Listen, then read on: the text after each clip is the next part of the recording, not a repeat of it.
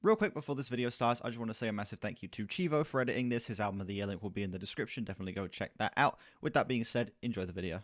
Hello everyone, welcome to the Human Reviews channel, and today we are listening to Blonde on Blonde by Bob Dylan. It has been an entire year since I did a Bob Dylan video, since I did my only Bob Dylan video on Highway 61 Revisited. Originally, I gave that album a 10, thinking it was the best album of the 60s, and while I would still say it's probably my favorite 60s album I've heard, I wouldn't give it a 10 anymore. I think it's closer to a high 9. It just doesn't quite have that replay factor or that sticking factor for me that, you know, makes an album a 10 out of 10. Maybe, you know, I've been saying this for ages now since I moved it down to a high 9. Maybe on another listen it could grow to be a 10 again, but as of right now it's a high 9. But people have been telling me that Blonde on Blonde is even better. I have been told that Blonde on Blonde is a far more dense album that is a lot more lyrically deep and has a lot more intricacies that flesh it out. So I'm going into this with really high expectations. People love this album. It has a 100 critic score and an 89 user score. Now, the 100 critic score is to be expected with a classic Bob Dylan album, but the 89 user score places it at number 2 for 1966 and all-time 100. It is the 100 most liked album on Album of the Year. You know,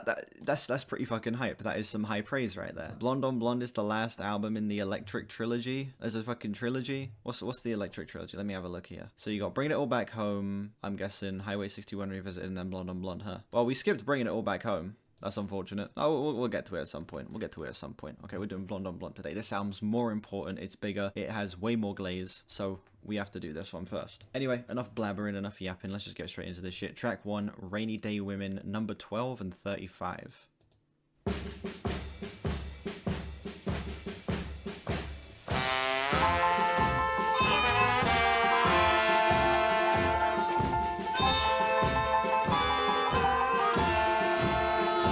Okay. Right. Immediately starting off very country. This literally sounds like some shit that would be played in a barn right off rip.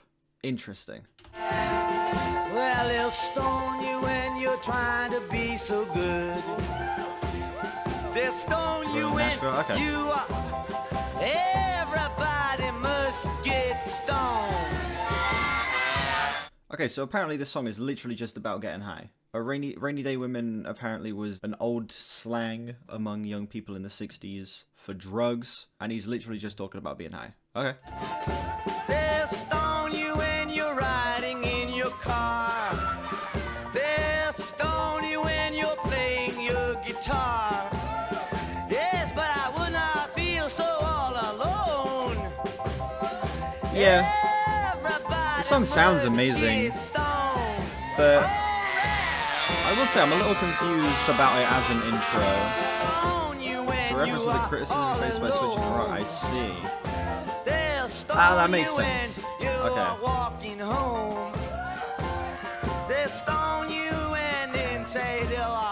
They'll stone you and then say you're brave. Yeah. Okay, that line makes it click. That line makes it click.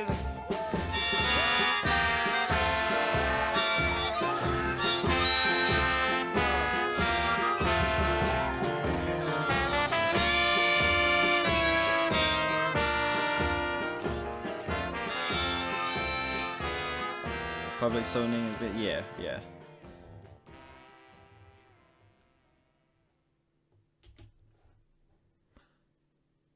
Okay.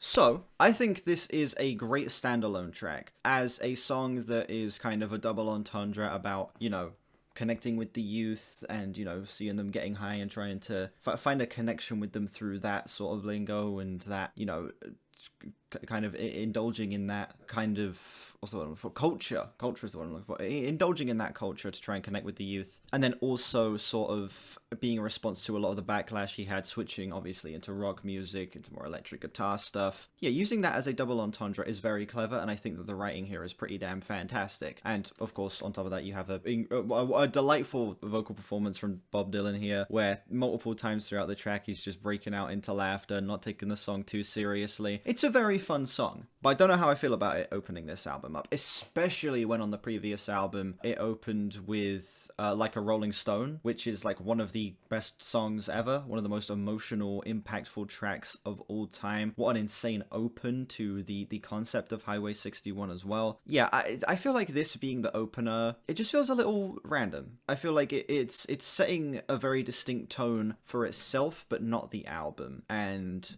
it's leaving me a little bit confused. I will still give this song a high 8, talking like an 8.8, 8.9, just below a 9, because as a song, it's fantastic. But I just don't know how I feel about this opening the album. There's also Rock's first... Wait, really? Wait, when did this was 1966. When did the White Album come out? 1968? Yeah, 1968 the White Album came out. That's bad, ain't Beatles? You gotta step up your game. Alright, next track we have Pledging My Time.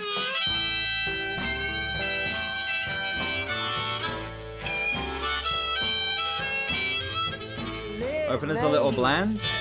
I disagree. I don't think it's bland. I think that the opener certainly isn't as strong as a song like a Rolling Stone, but I still would say that the opener is fun. The instrumental is creative, kind of feeling like just a melting pot of like country with a little bit of rock and kind of wanting to throw in some jazz in there with some of the brass. But yeah, it kind of just feels like him just starting on the most ridiculous note possible, and I think that did pay off a little bit, but again, as an opener for an album, it's a bit random. Got a poison headache, but I feel alright. Come through too.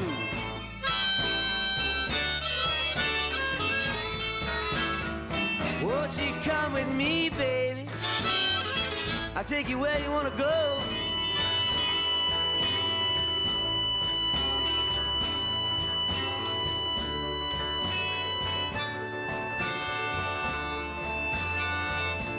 Oh shit. Damn.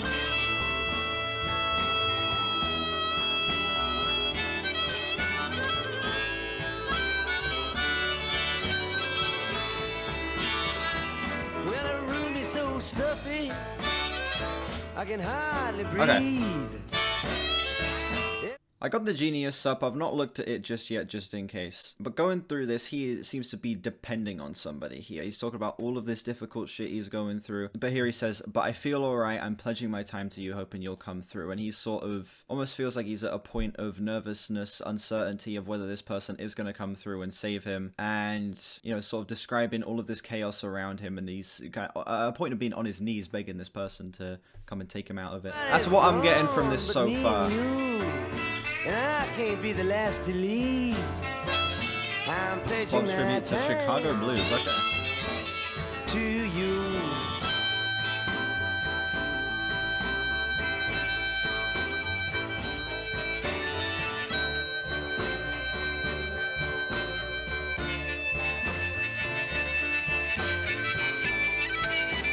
The harmonicas on this album are going way crazier than I even remember them going on Highway 61.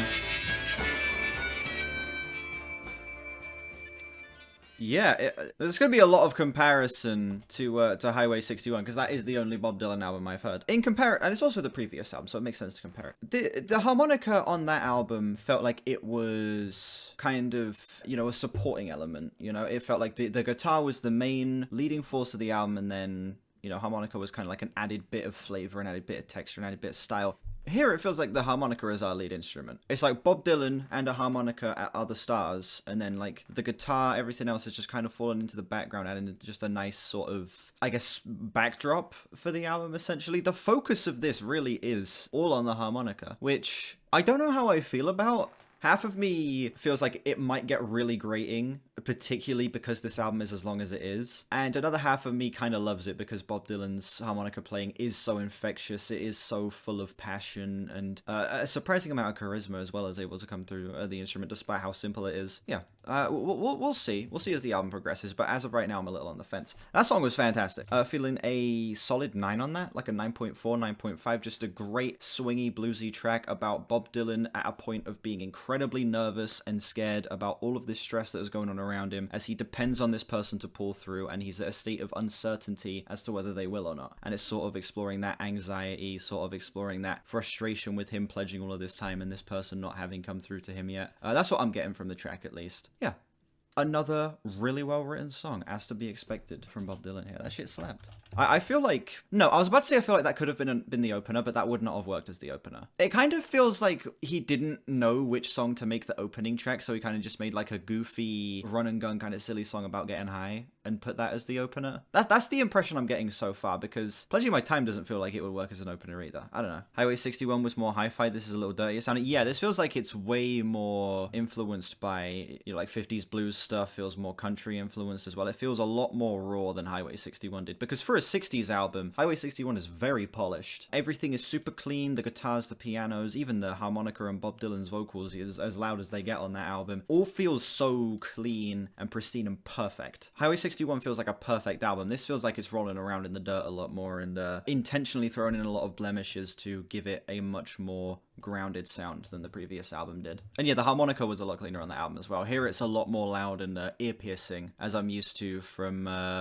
other tracks I've heard outside of Highway 61, the handful of tracks. Dylan said he never wrote a song about drugs. That is bullshit. The first track, he's clearly talking about drugs. You know, it's a double entendre, him talking about being stoned in public because people don't like his switch to electronic music.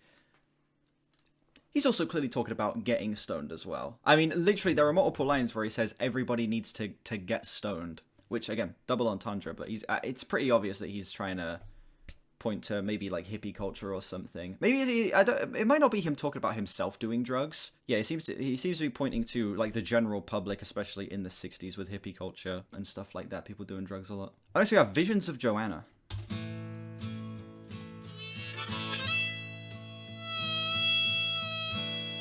Really? I don't know, for people my age, it's definitely considered a drug. Ain't it just like the night to play tricks when you're trying to be so quiet? Lights flicker from the opposite loft. In this room, it's a great bass line. That's subtle, but I don't know, it's got like a little bit of heaviness to it. The song's also a lot quieter than the previous ones. Have I heard the band of the band?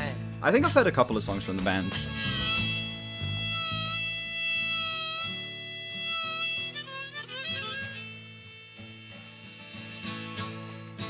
In the empty lot where the ladies play. That was his band? Yeah,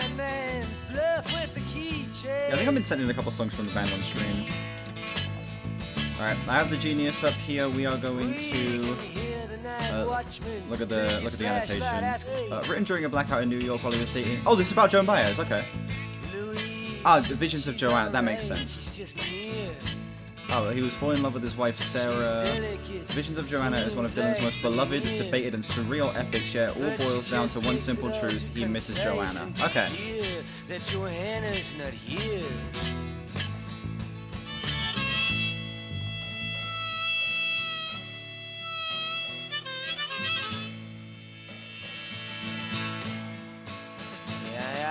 Little boy lost. He takes himself so seriously.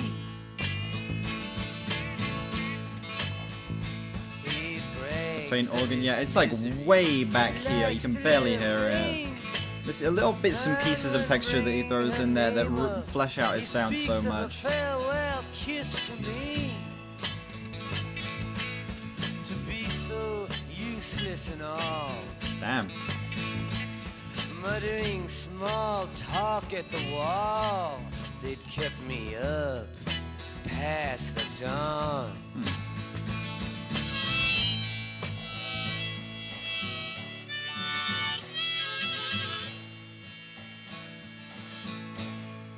Inside the museums, infinity goes up on trial. Your favorite Dylan song is whichever one you're listening to. That is based. That is what I'm talking about right there. The jelly-faced women all sneeze. Hear the one with the mustache say, "Geez, I can't find my knees." Oh, jewels and binoculars. Yeah, it sounds way more swingy than Highway 61 as well. Highway 61 was a lot more of just like a rock album. Folk rock album, of course. but it felt way more like straightforward, like 2 and 4 rock music. This is way more swingy, a lot looser. The instrumentals don't feel anywhere near as like tight and quantized. Everything feels a lot more free. To the countess who's pretending to care for him, which was old. On the back of the fish truck. How do you feel about the instrumental break? I think the instrumental break, just the instrumental on the whole on this set track is absolutely incredible. It's a fascinating blend of some heavier elements, particularly with the bass. Much more driving drums on this track as well. Nice textural elements, like a little bit of electric guitar in the left channel, the very faint organ all the way back here. I also like this song's a little more acoustic guitar focused, of course, with the harmonica sections as well. Nice to have the focus on the guitar again there. Oh yeah, 7.5 minutes. This track flies by. Immaculate pacing. So fucking good pacing-wise. Bob Dylan's ability to create longer songs in general is really great because his style just fits a longer track like that. Because he is such a great storyteller and he creates such immersive instrumentals, it kind of feels like it lends itself to a longer runtime. Like, we have an 11-minute song that finishes off this album, and I'm not worried about it at all, because I know that Bob Dylan is going to be able to entice me with his storytelling. He's going to be able to grip me with his immersive instrumentals, and also he just knows how to structure a track wonderfully. He knows exactly where to place an instrumental break, where to place a harmonica solo. He knows how to create such a fascinating soundscape. I have no worries about a longer Bob Dylan song, ever. Especially, you know, ones from his 60s catalog. The Skeleton Keys lyric and the little sound effects might be my favorite part of the song. The sound just paints a scene combined. Absolutely, absolutely. This song is the strongest so far for me. It's a 9.7. So fucking amazing. Again, fantastic storytelling, sort of painting the picture of his state of mental tugging back and forth between him falling in love with his wife, but also getting these visions of Joan Baez, who he was with beforehand, and sort of feeling like he's starting to miss her despite being in a committed relationship with someone else, and sort of seeing the mental turmoil that unfolds as he is again being pulled back and forth between two different states of mind throughout this track. What do you think his wife felt listening to this song? How do you react to that when the person that you're in a relationship with makes a song about missing his ex? That must be fucking rough. That must be rough. But still, hey, it's such a well-written song. Who's doing the instrumentals on this album? We got like a full band for this shit, right? Oh, 2 harmonica players. So Bob Dylan, obviously, and then Charlie McCoy on harmonica as well. I don't know any of these names. Oh, you got like a full band on this shit, same with Highway 61. Alright, next track we have One of Us Must Know Sooner or Later. To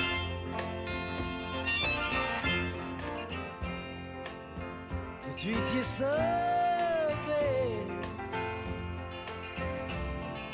you shouldn't take it so personal.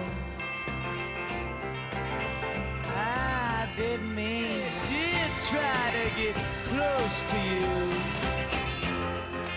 Ooh, wow. More explosive chorus here. Interesting. What you could show me, but you said you knew me and I believed you did. This is the only song from the 1966 New York recording sessions that would wind up on this album. The rest were recorded in Nashville, I see. And asked me if I was leaving with you. Is this another song about him choosing between Joan Baez and his wife? Seems like it. There's like a direct follow-up to the previous track. It really does feel like it could be, rhythm guitar's out of tune. Is it?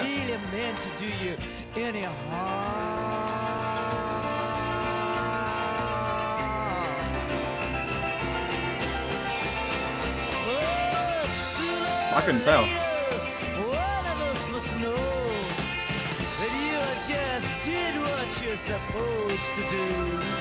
Sooner or later, one of us must know that I really did try to get close to you.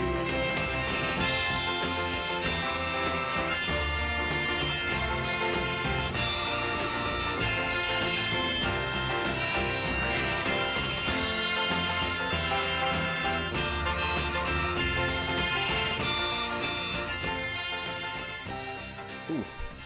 Think about the drums in the far right.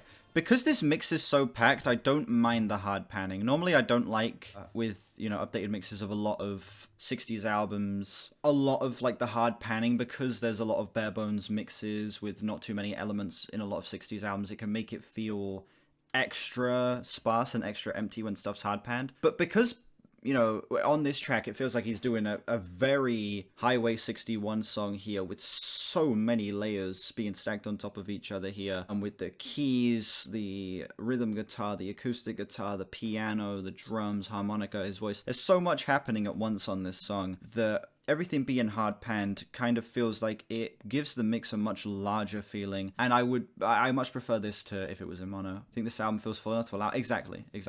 And I don't mind the fade out. This isn't a fade-out vomit moment. I feel like the fade-out is actually kind of appropriate on this song. On top of that, it's, again, another incredibly well-written track. It feels like another song about his mental struggle choosing between Joan Baez and his wife, and it seems like that's going to be the theme of the next song as well, which is called I Want You, which I have heard that song, but I don't really remember it. Yeah, he's talking about this other person saying goodbye, and you know, not initially thinking that it was goodbye for good, but now being further down the line and having lost contact, he is trying to find a way to reconnect with this person and apologize, not knowing that that was an actual goodbye. I don't know, this album feels a lot more emotional than Highway 61 did so far, where Highway 61 felt more conceptual, felt like it was a lot more focused on the storytelling. This feels like it's much more personal, and we're seeing a more intimate side to Bob Dylan, which I'm really appreciating so far. I feel like it's allowing the album to connect a little bit more on an emotional level, even if I'm not, even if I would say I prefer Highway 61 instrumentally so far. Yeah, that song was the strongest so far. It felt like the most, I don't know, like a straightforward rock song. Felt like it had that Highway 61 instrumental aesthetic that I absolutely loved, and I feel like he is able to blend that more dense, packed rock sound with the more intimate, personal lyrics that are detailing more inner turmoil as opposed to telling a story in a way that makes this song hit like a truck. I am feeling a 10 on that track. The best so far, easily. The songs are far more interesting with their chord progressions. See, now, I don't pick up on that stuff because I don't know music theory. See, this is why we have people who know things about music in the chat to help me. Because I don't know shit about music theory, so I don't pick up on stuff like that. Anyway, up next we have I Want You. I have heard this song, but I don't really remember it.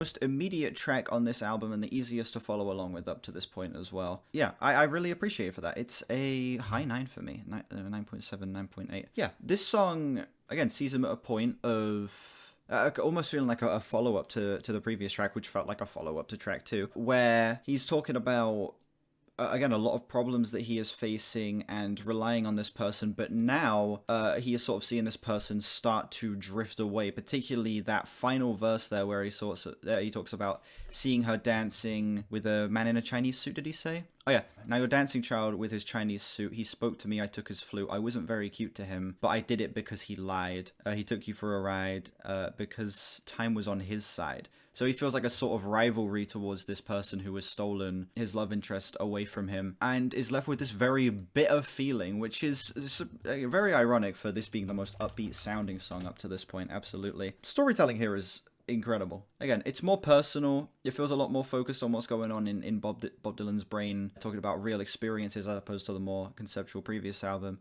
And it's able to make it punch a lot harder. I am loving this. This is living up to Highway 61 for me, man. This shit is incredible. The line "Time Was on His Side" might be a reference to the Stones song. Oh, we got Genius up here. Genius should tell me.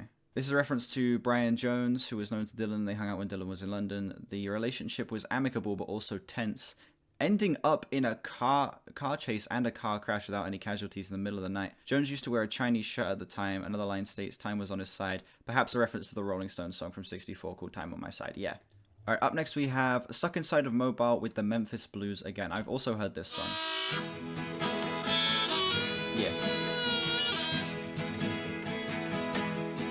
Oh, the ragman draws circles up and down the block, deep inside my heart. I know I can't escape. Oh, mama, can this really be the end? To be stuck inside of Mobile with the Memphis Blues again. Well, Shakespeare, he's in the alley. To be stuck inside. Okay, so apparently this song is meant to be kind of more esoteric and a little, like, unintelligible. And according to this Genius annotation, John Lennon was not a fan of this song. In Satire No. 2, released on the box set, he parodied the song's overuse of esoterica. It's the line "Stuck inside of lexicon with the Rogers Thesaurus Blues again." Wow. Yeah. Come Together is a great comparison in terms of, like, just, you know, lyrics that don't really make all too much sense together, but just paint an atmosphere, you know? Lennon L, exactly. Mama, can this really be the end? To be stuck inside of Mobile with the Memphis Blues again. Now the senator. Difference is the Lennon isn't trying to make it sound deep or mean something. It doesn't feel like Dylan is either. And me, I nearly got busted with the Memphis Blues. Yeah, I agree with this. The album feels a lot more accessible so far. Easier to follow along with as well. When I asked him why he dressed with 20 pounds of headlines stapled to his chest. But he cursed me when I proved to him. Then I whispered and said, not even you can hide. You see, you're just like me. I hope you're satisfied. There's a song on here parodying a John Lennon song, so we might have just been better. Damn. Can this really be the end? To be stuck inside of Mobile with the Memphis Blues again. Now the Rain Man gave me 2 cures. Then he said, jump right in. The one was Texas medicine. The other was just railroad gin. And like a fool I mixed them, and it strangled up my mind. And now people just get uglier, and I have no sense of the chemistry here is ridiculous, man. The way every single band member is playing off of each other is it's incredible. And I say, oh, come on now. You know about my debutante. And she says your debutante just knows what you need. Oh, straight up. This is like... Oh, so since we're talking about John Lennon, this feels like it goes like above some like Beatles instrumentals on like their best albums. Can this really be the end? To be stuck inside of Mobile with the Memphis Blues again.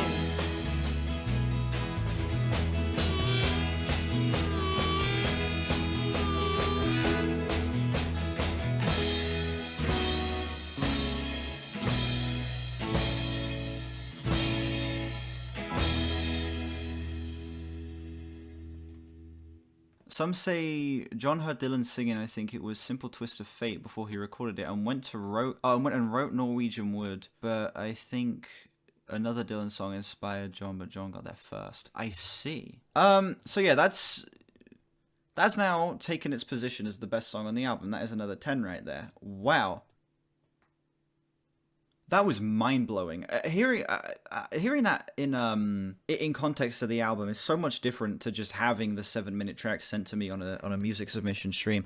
Getting to see where it's placed in context with the other songs, feeling like the culmination of everything we've gotten up to this point. It's got a little bit of the bluesy elements. It's a lot more folk rock than the other tracks, and it's also the most ambitious statement we've gotten so far. It's not the longest song. Obviously, Visions of Johanna is the longest song. But instrumentally, this is the most ambitious track up to this point. It feels like the chemistry is the best it could physically get on this album. The writing being as esoteric and as unintelligible as it is adds a sense of mystery and wonder to this song that I feel like is bringing up the aesthetic of the entire album for me. This is an actual masterpiece. This is like a contender for like one of the best Bob Dylan songs I've heard, full stop. That was actual masterpiece. That was an actual fucking masterpiece of a song right there. Literally 7 minutes of the best folk rock I have heard. 7 minutes of some of the best folk rock I have heard in my entire life. That was gorgeous. Up next we have Leopard-Skin Pillbox Hat. What a title.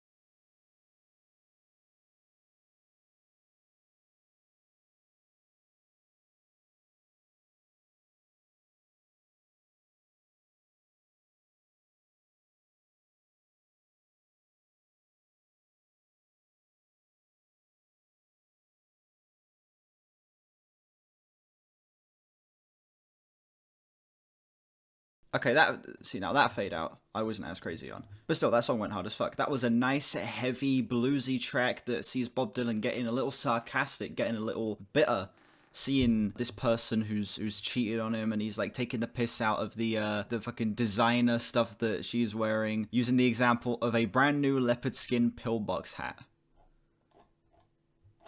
I don't know, this is Bob Dylan getting a little silly with it. It's a lot less serious, it's a lot more, I don't know, just angry. He's pissed, and he's expressing it through sarcasm, and I love it. An undeniably infectious song. And seeing Bob Dylan getting this angry on a track is not something you see very often, so it's nice to see this amount of passion be thrown through that lens, I guess. That was a very fun song, 9.3. So good.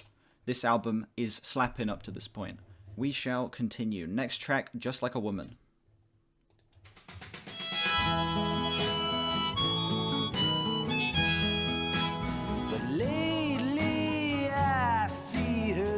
pins and her bows have fallen from her curls.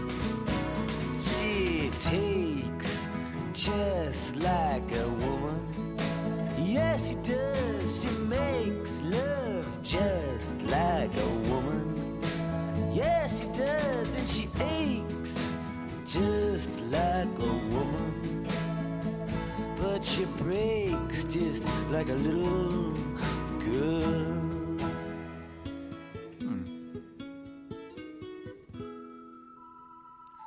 Queen Mary, she's my friend, like a woman. So I'm guessing this song is about him taking on, or, well, not taking on, but feeling like he has a responsibility to take care of this person.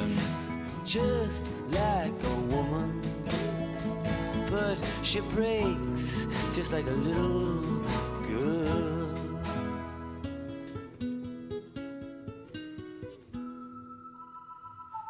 It was raining from the first, and I was dying of thirst, so I came in here. And your long-time curse hurts, but what's worse is this pain in here. I can't stay in here. Ain't it clear that I just can't fit? Oh, no, it's not him feeling like he has to take care of this person. It's see, that makes it seem like it's more like he doesn't feel equipped to take care of this person. Introduced as friends.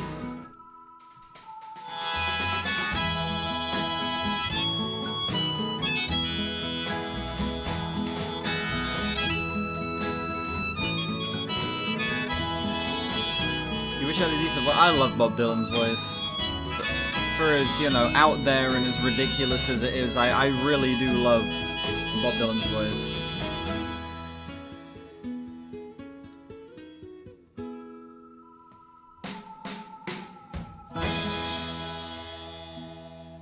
Wow.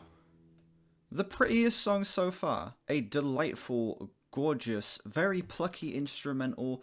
Lots of very wispy, simple keys throughout this track as well, kind of adding an almost dreamlike feeling to this song. On top of this, again, this album seems to be a lot about mental turmoil and making difficult choices. That's what a lot of this album seems to be about, because again, he finds himself here in a situation, being in love with someone, stumbling upon them, but not feeling as if he is equipped to be with this person in the position he's in, and sort of mentally justifying it with like, hopefully we can reintroduce well, someday we'll reintroduce ourselves to each other as friends, and you can just pretend you didn't know me, you know, when I was in this position and you were in that position, and we can just do it again, you know?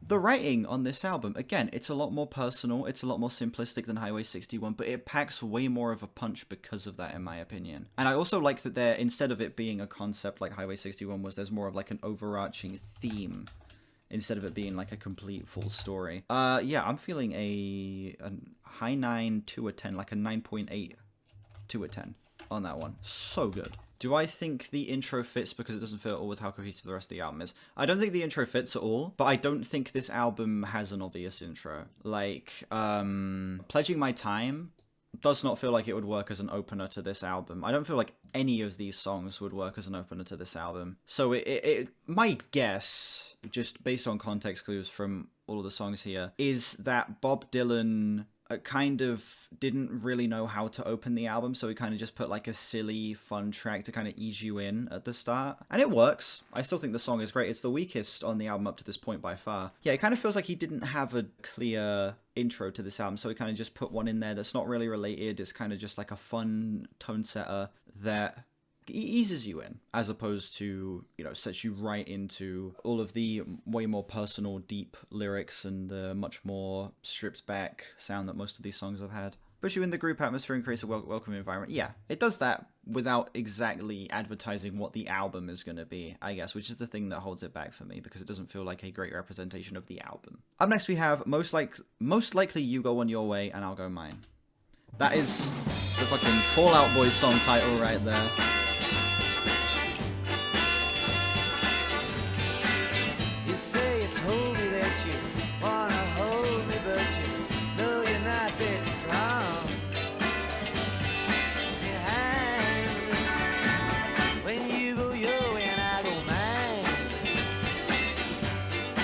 Damn.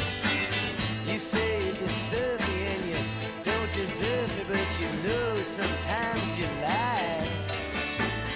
That's fair. I can see that, yeah. Where George wrote a lot of his ideas for All Things Must Pass. Yeah, I'd say George Harrison does feel pretty Bob Dylan inspired on that album, yeah. You're sorry for telling stories that you know I believe are true. And you go your way and I go mine. I love the presentation of this song. Feels like watching a parade marching down the street. Lots of this big brass, the crazy bumpy instrumental. Yeah, I love that that song is about him being in the middle of a drawn-out relationship and finally making the difficult choice that is like breaking both of their hearts to end it and just go separate ways and cut each other off. And it's being matched with this big, boisterous, incredibly bouncy instrumental. Yeah, a great juxtaposition there. One of the most fun songs on the album up to this point, if not the most fun song, to be honest. That's a 9.5. Yeah, that shit absolutely slapped. Bob Dylan has been real quiet since Ringo released this one. Alright. Really? Not just Al Kooper's first time playing organ, but he wasn't even supposed to be there. He just kind of honed it. Oh, damn. Up next we have Temporary Like Achilles.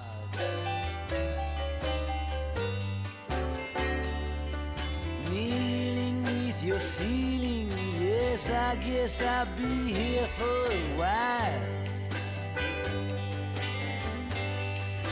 Ezra Miller could have been Bob Dylan instead of Timothy Chalamet. I completely disagree. Ezra Miller would not have been good casting, even despite being a shitty person. Even like removing that fact. Lean against your velvet door.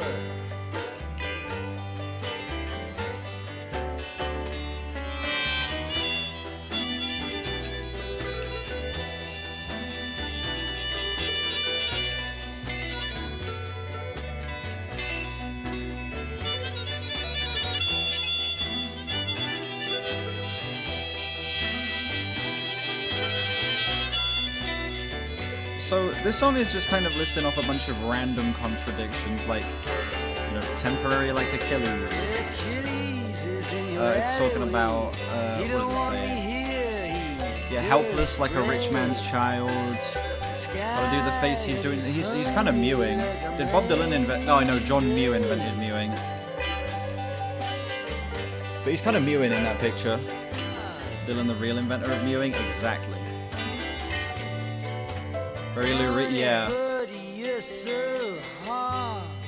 Temporary Like Achilles is a very cleverly written track that lists off a bunch of contradictions that kind of, I guess, is meant to talk about someone who is kind of like bigging himself up when in actuality, you know, that bigging yourself up is kind of exposing your true weaknesses. Like, what makes Achilles temporary is, you know, his Achilles heel. It's his one weakness. Yeah, it's kind of using a bunch of different metaphors again, the being helpless as a rich man's child and stuff like that. Just a bunch of stuff that doesn't make any fucking sense being used to explore this metaphor, I guess, is very fascinating. The song was a little confusing at first. It took me bringing up the genius and figuring out what the song was like actually trying to get across to figure it out, and maybe that docks it a little bit for me. It's easily the most difficult track to follow along with up to this point, but still, regardless, it's a fantastic piece of the puzzle here. It's a flat 9 for me. If you look at the album cover properly, you'll notice that the photo's actually blurry, and they chose it because it represents how no one can really see Bob. Is it really? Is the album cover blurry? I never noticed. Wow. Absolutely Sweet Mary, or Marie.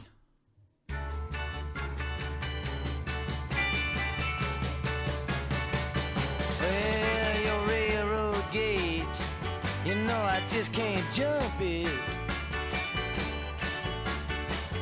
Sometimes it gets so hard, you see. Left for me. Oh, the song was recorded in 4 takes, apparently. But where Good aim. are you tonight, sweet Marie? Well, I wait for you in the penitentiary. Right, I'm looking at Genius. I don't know what the fuck this song's talking about. The song contains what has been termed one of the most often repeated of Dylan's life lessons, the thought that to live outside the law you must be honest, which was later invoked by in many both bohemian and countercultural context. To live outside the law, you must be honest. Well, I don't know how it happened, but the riverboat captain, he knows my fate. Look back through these lyrics. But everybody else, even yourself, they're just gonna have to. I don't see it, but okay. I can take him to your house, but I can't unlock it.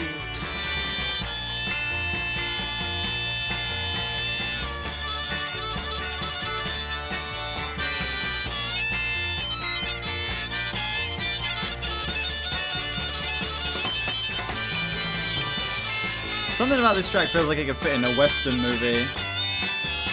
During like a fast-paced montage of someone like riding on horseback through the desert or something. Feels the most Western out of all the songs so far.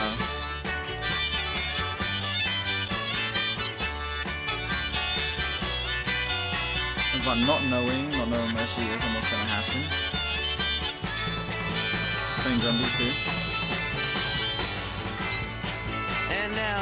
I do not. I think Bob Dylan is appropriately rated. Deserves all the praise he gets. Well deserving of being up there with like the biggest 60s acts like Hendrix, the Beatles, Beach Boys. Well deserving. I'd honestly say he's my favorite of the bunch, to be honest. Even not having heard like much of his, like most of his stuff. Dylan's probably my favorite.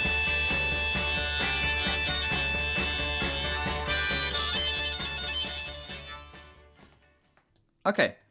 Absolutely Sweet Marie, I feel like, outside of the opener, is the weakest up to this point, but still a great track. The lyrics were just incredibly difficult to follow along with, for me. This and the previous track... Well, no, the previous track, not so much. Well, I was able to get it after I was given a little bit of context, looking at the Genius annotation for it. But this song, even looking at the Genius annotation, I wasn't able to fully understand it. It felt like the track got a little bit too convoluted at points and was a little too focused on being as Bob Dylan writing as possible is the only way I can really describe it. It just was a bit much and it got damn near impossible to follow along with for me. But still, the instrumental slaps. The instrumental is so good, feeling like it could fit again in the background of like a scene, like a montage plowing through the desert on horseback in a Western film. Feeling like going on a massive sprawling journey. The most Western sounding song up to this point easily. And I love that. The sound of this track is gorgeous. Very transportive and immersive and paints such a gorgeous picture. So instrumentally, one of the best so far, but it's held back by the writing in my opinion. High 8 on this one, like 8.8, 8.9.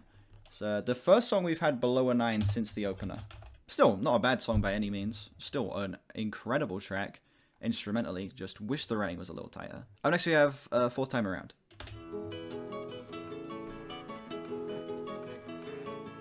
This is a Norwegian Wood parody, huh? I asked her how come.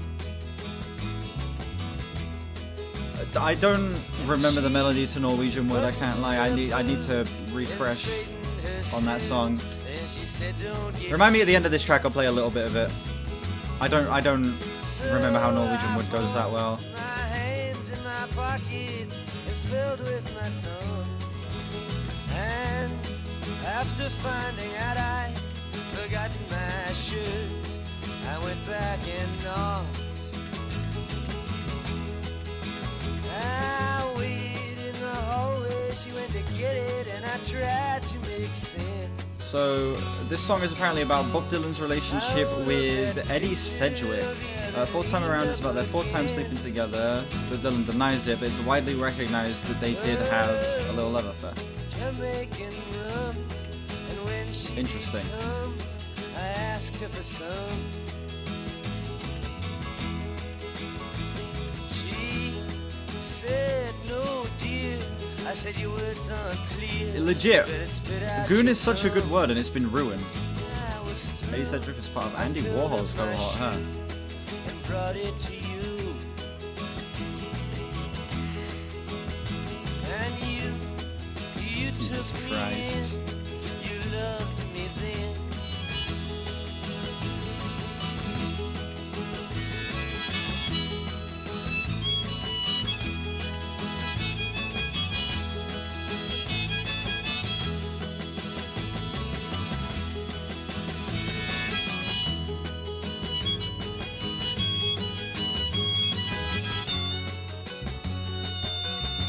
Norwegian Wood is 10 times better than this. I forget what my score for Norwegian Wood was. Is it on Rubber Soul?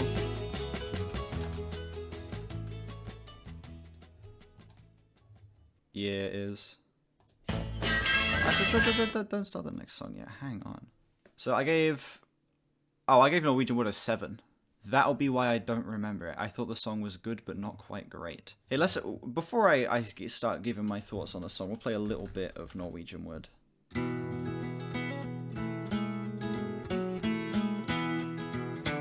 I once had a girl, or should I say, she once had me. I see. She's shown me her. I see. Okay. I see the vision. 7 is wild. I don't need to re-listen to Rubber Soul again soon. I've not listened to it since whenever the video came out, which was like, when did the Rubber Soul video come out? I don't even remember. Anyway, yeah, Fourth Time Around is a nice, simplistic, much more folky song again that takes a very pretty, plucky instrumental and tells the story about instead of Bob Dylan kind of feeling at mental odds like he has been at the rest of this album, it's kind of just like a nice memory that he's having here. Just being like, you know what, my time I spent with this person was lovely. There's no bitter feelings. There's no mental struggling that I'm going through with making a decision. It's just a nice memory. And it's very sweet to have a song like that in here, particularly coming this late into the album. Having something that is just so clear, that's so vivid, that doesn't feel like you have to dig too deep into the lyrics. It's just kind of what's on the surface, and it's an incredibly simple track. Which I appreciate coming this late. I would give that flat 9. Feels very sober, no weird imagery. Yeah, way more clarity on that song than there has been on most songs on the album. Up next we have, obviously, 5 Believers.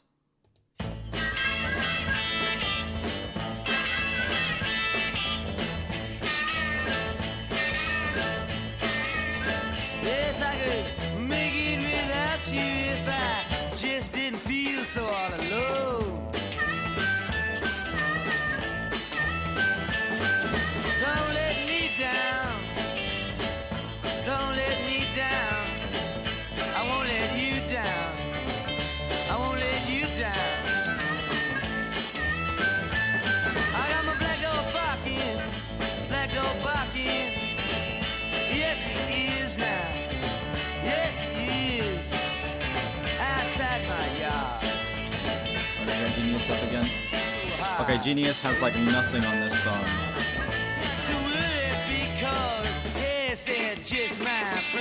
Get another more like straightforward rock song here, a little bluesy as well. I'm liking the blend of super immediate, heavier songs with the more simple, pluckier tracks. The structure of this album is great, outside of, again, the first song feeling a little out of place. Structure's brilliant. The spacing of the heavier songs with the softer moments is really nice. Please come home. Yes, I could make it without you, honey. I just did not feel so all alone. You can feel the amphetamines in the energy here. I've only heard Highway 61. That's the only other one I've heard. Obviously, 5 Believers. I'm gonna get my one complaint about this song out of the way, and it's that I feel like the writing here is not quite as descriptive as it is on other tracks. Again, I feel like with the final third of the album, the writing has taken a little bit of a step down. It's a little less descriptive. It's a little less easy to follow along with. But still, I don't care. That song, the instrumental, is one of the best we've had so far. A nice, fast, breakneck-paced blues rock instrumental that is heavy. It's immediate. Punches you right in the face. Pulls no punches. No, punches you right in the face and pulls no punches back to back. I'm the best at using metaphors to describe a song, or analogies, I guess. That song went hard as fuck, and that's all that really matters. Feeling a 9.2 on that. I push copyright to the limit? No, not really. We kind of just, I do it the same way most other reaction channels do it, where I, as soon as a stream gets taken down, just move to a new one. It's just how things work on YouTube. Up next we have, final song already, Jesus. Sad-Eyed Lady of the Lowlands. I say already, but it's been almost 2 hours of listening to this album now. Oh, well, an hour and a half that I've been going.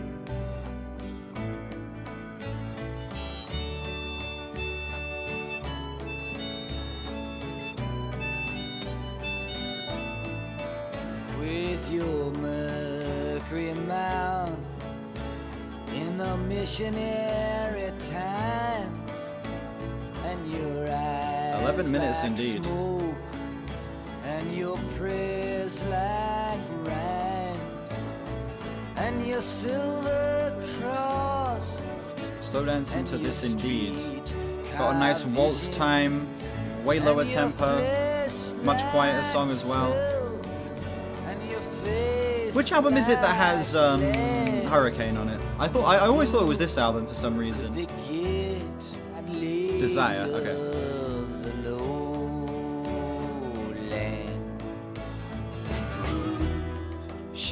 Yeah, I'm planning to do a lot more Bob Dylan. Probably not all of his albums, because how many does he have? Yeah, he's got 37 albums. Yeah, I'd like to do more of his early stuff, Freewheelin' Bob Dylan, Bringing It All Back Home. Most of his 60s output. Blood on the Tracks as well, absolutely. I would be down to do Blood on the Tracks. Stop. When have I stated I'm smarter than Bob Dylan? I feel like I've kind of stated when I've been too stupid to understand the songs, which a lot of these songs I am too dumb to understand. I disagree. I'll take. I feel like I haven't really done that. To impress you.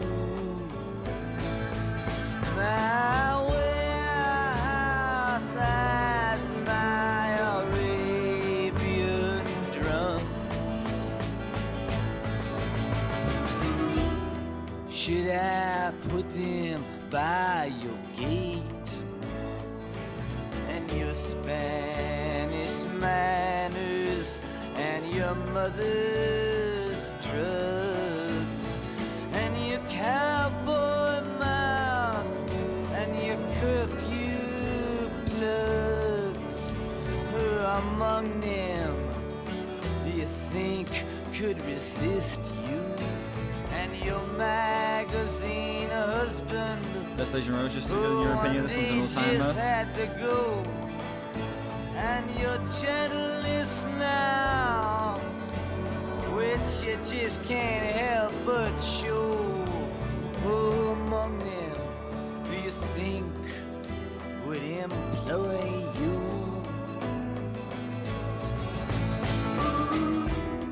Should I leave them by your gate? Oh, sad-eyed lady.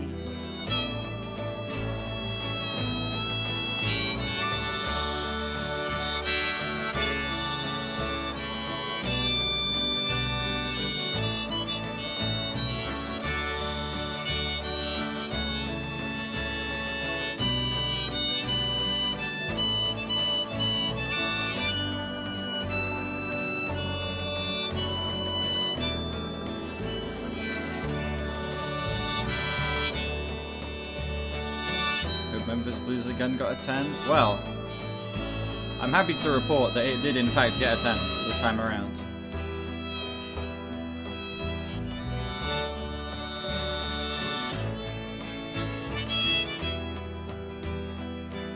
That is true, I'm not the biggest Queen person. It's not that I dislike them. I'm just not the biggest Queen guy. Their hits hit sometimes. They have tracks that I enjoy, but not crazy on them. Alright. Sad-Eyed Lady of the Lowlands. I saw some people in the chat comparing this to what Desolation Row is as like a closer to this album. And I will say, of the two closers, I prefer Desolation Row. But still, this song is incredible. An absolutely gorgeous tribute to his wife at the time that goes into such detail about, again, a mental back and forth of him deciding whether he should continue with his music or just have his heart 100% in this relationship that he has with this person, and he's kind of fighting back and forth as to whether he should as to which direction he should take with it. And on top of that, you just have an absolutely gorgeous instrumental that it kind of just drifts you along the 11-minute runtime. Never feels like it gets stale, never feels like it gets uninteresting, because it's that serene, it's that soft, it's that quiet in comparison to the rest of the album, that you're able to just sort of sink into the aesthetic here and not really feel like it is too overbearing of a runtime. I am feeling a 9.7 on this song. 9.7. Not quite a 10. I don't feel like it's the best song on the album, but still, gorgeous. 11 minutes is a bit much for one song that doesn't change that much. Listen, as someone who will listen to like a Swans or a Godspeed You Black Emperor's song, like, it's just kind of like standard for me. Listening to like literally the same thing for like an entire 10-minute section of like a 40-minute song. Anyway, yeah, that song is incredible. Fantastic way to close this. Not my favorite song on the album, not my favorite, but still, it's a near perfect track in my opinion. This album was incredible.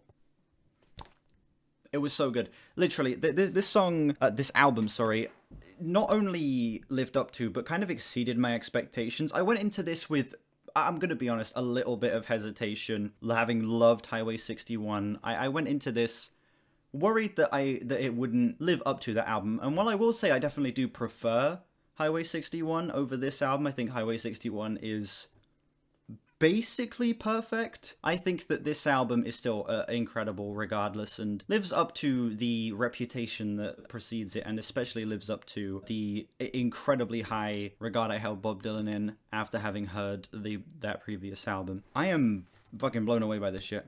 I am so blown away. The flow of this album, the variety you get here, and the more personal lyricism, it's what makes this, in my opinion. You get a much different experience here, something that's a little more dirty, that's a little more raw, something that feels like it's more of a personal experience from Bob Dylan as opposed to the more conceptual Highway 61, and it allows these songs to hit a little bit harder on the like emotional factor, and you sort of get to see a much different side of Bob Dylan here than you did on the previous album. It feels like the two are complete opposites of each other, where Highway 61 is this very polished, perfect 60s project that feels like everything is as pristine as it could possibly be, and this is way more raw, way more dirty, and yeah, that switch up in sound is kind of what makes this album as refreshing as it is to me as well. And on top of that, I have to talk about how well paced it is. The structure of this album, outside of the first track feeling a little out of place, is literally perfect. Every single song is the perfect length.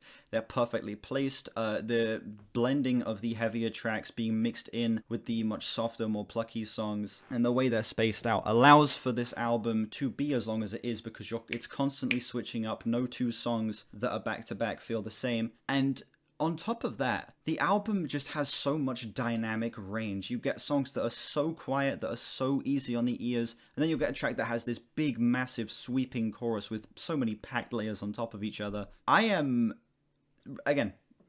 say I'm really impressed by this, but it's not even, like, impressive at this point. It's just Bob Dylan doing his thing and creating an incredible experience. Yeah. The album is good. Surprise, surprise. Rainy Day Woman is one of Bob's best openers. I don't know, maybe re-listening to the album casually with the context of the rest of the project, I might enjoy it a bit more. But I will say, when my point of comparison is like a Rolling Stone, it sets a pretty high bar. I am going to add up my scores, and then I will tell you what the overall score for this album is. I'm feeling a 9.5 out of 10 on this album. A 9.5. I thought this was absolutely incredible. A near perfect release. A genuinely near perfect release. An album that is so deeply personal, that is so much rawer and dirtier than the previous album, and something that allows you to get soaked in and be emotionally beaten by Bob Dylan's constant mental back and forth on this project. I love this. Lived up to and exceeded my expectations. It's close between this and Highway 61, but Highway 61 does edge it out a little bit for me. Yeah. This shit slapped. It's a great album. Thank you all so much for watching this video. Let me know what you think of this album down below and how it compares to other Bob Dylan and just 60s releases in general for you. Let me know what other albums you'd like to see me react to down below in the comments. Links in the description to my Discord, my album of the year, my Twitter, and my other channels. Check those out if you haven't. Also, like and sub. We are on our way to 3K. And I will see you all whenever I next stream or upload. Bye bye.